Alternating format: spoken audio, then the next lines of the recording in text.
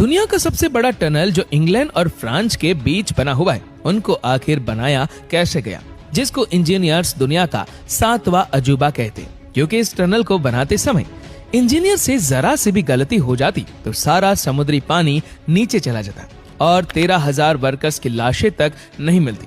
और इस टनल को बनाने के लिए इतनी बड़ी बड़ी मशीनों को अंदर कैसे ले जाया गया और इस टनल को बनाने में आखिर कितना खर्चा हुआ, तो चलिए जानते हैं इन सारे सवालों के जवाब आज के इस वीडियो में।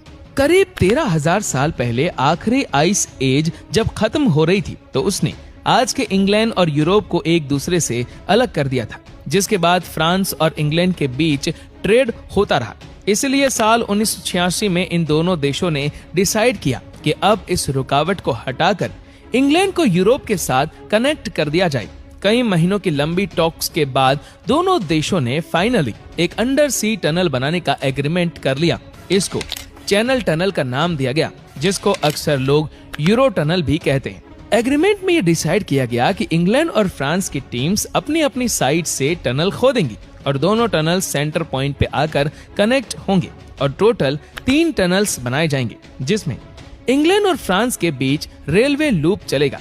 इसका एक टर्मिनल फ्रांस के शहर कैलेस जबकि इंग्लैंड में फॉक्सटॉन पर दूसरा टर्मिनल होगा।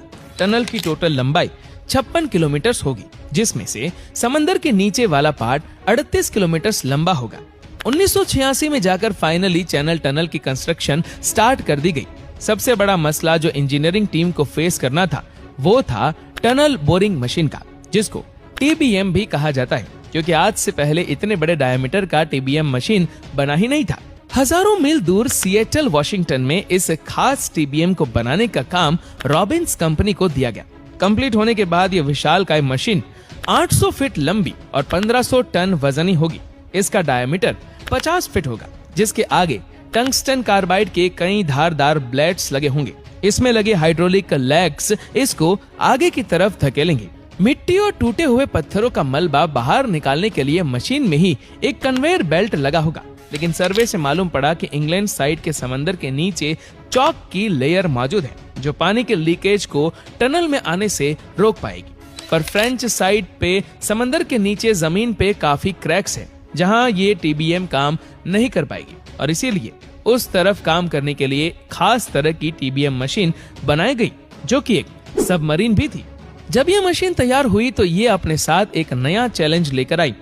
जमीन से 200 फीट नीचे इसको पहुंचाया कैसे जाए। इस काम के लिए मशीन को डिसअसेंबल किया गया और एक एक पीस अलग से नीचे पहुंचाया गया। इसको जमीन के अंदर